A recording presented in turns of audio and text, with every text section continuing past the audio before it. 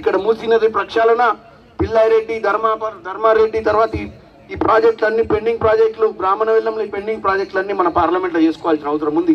గత 10 ఏళ్ల పాలన బీఆర్ఎస్ కేవలం కమిషన్లకే పనిచేసింది, కానీ చిత్తశుద్ధితో ఇంకొక 500 కోట్లు ఖర్చు పెట్టుంటే మన పార్లమెంట్ అంతా ఈ ప్రాజెక్టులన్నీ కంప్లీట్ అయ్యి సస్యశ్యామలం అయ్యేది. కానీ 500 కోట్లు ఖర్చు పెట్టడానికి ఇంట్రెస్ట్ చూపిలే. 1,50,000 కోట్లు పెట్టి కాళేశ్వరం ప్రాజెక్టు కట్టడానికి మాత్రం ఇంట్రెస్ట్ చూపించారు. కానీ ఏమైంది, ఇవాళ మొత్తం కూలిపోయిన పరిస్థితి, దారుణమైన పరిస్థితి. సో డబ్బు ఖర్చు పెట్టి 9 లక్షల కోట్లు అప్పు చేసిన కేసీఆర్ ఈ రోజు సోనియా గాంధీ గారు తెలంగాణ ఇచ్చింది నీళ్లు, నిధులు, నియామకాల మీద. ఇక నీళ్ల పరిస్థితి అట్లుంటే నిధుల పరిస్థితి 9 లక్షల కోట్లు మిగులు రాష్ట్రాన్ని అప్పుల రాష్ట్రంగా చేసిపోయిండు. నిధుల పరిస్థితి అది. నియామకాలు, నా తమ్ముళ్ళు చాలా మంది చదువుకొని ఊర్లోనే ఉంటున్నారు. మా అమ్మలక్కలు కష్టపడి 3-4 ఎకరాల భూమి ఉన్నా తినకున్న పిల్లల్ని చదివించుకొని హైదరాబాద్ లో ఇవాళ ఉద్యోగం చేయలేని పరిస్థితి. ఉద్యోగం ఎందుకు చేయలేకపోతున్నాం? ఎందుకంటే 20,000 30,000 నౌకరు వచ్చి హైదరాబాద్ లో రూముల కిరాయిలు, మెస్సు బిల్లులు కడితే ఇంటికెళ్ళి 10,000 అడుగుతున్నారు అని చెప్పి ఇంటికి వచ్చి ఉంటారు. నేను ఒక్కటే చెప్తున్నా, నన్ను గెలిపిర్రి, నేను పార్లమెంట్ లో పోయి మనకు రావాల్సిన 2014 విభజన హామీ ప్రకారం మనకు రావాల్సిన నిధులు తీసుకొస్తా. ఈ రోజు కేసీఆర్ కి చిత్తశుద్ధి ఉంటే 20% కడితే ఇవాళ అర్బన్ డెవలప్మెంట్ ఫండ్స్ మనకి 20,000 కోట్లు వచ్చాయి. కానీ ఆ 20% కట్టడం ఇంట్రెస్ట్ లేదు.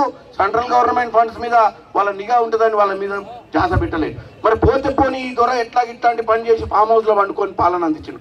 మరి ఆయన ఏం చేసిండు? నరేంద్ర మోడీ పెద్దన్న పాత్ర వహించాల్సిన వాడు ఓన్లీ గుజరాత్ తప్ప వేరే రాష్ట్రాలు ఏవి పట్టించుకోలేదు. 9 లక్షల కోట్లు అప్పైంది.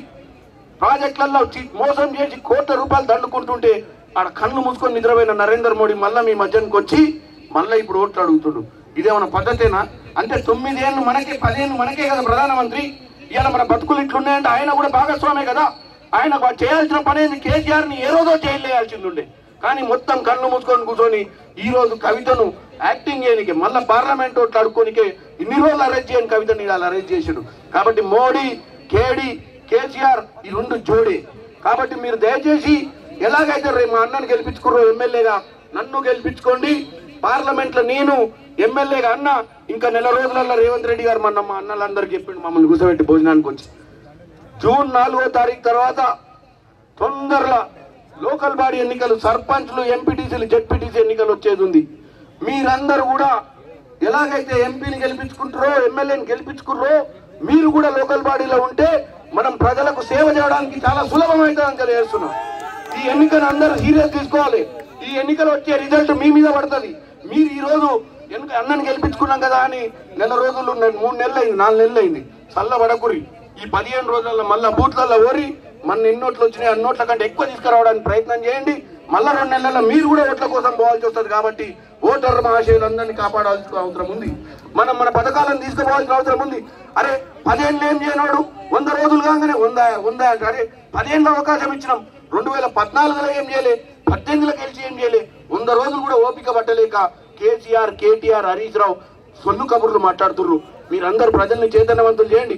రేవంత్ రెడ్డి గారు 55 ఏళ్ల యువకుడు, ఓ 20 ఏళ్ళు మీ ఎమ్మటుండి మీకు సేవ చేయాలనుకుంటుండు. మా అన్నలంతా యువకులు, ఇంకో 10-15 ఏళ్ళు మీ ఎమ్మటి ఉంటారు.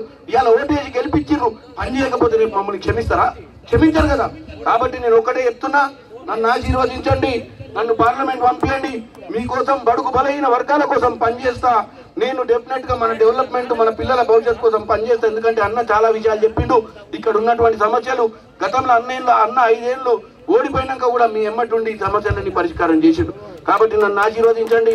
మీ అందరికి నా హృదయపూర్వక నమస్కారాలు తెలియజేస్తూ ఒక్కసారి అందరు చేతులెత్తి కాంగ్రెస్ పార్టీ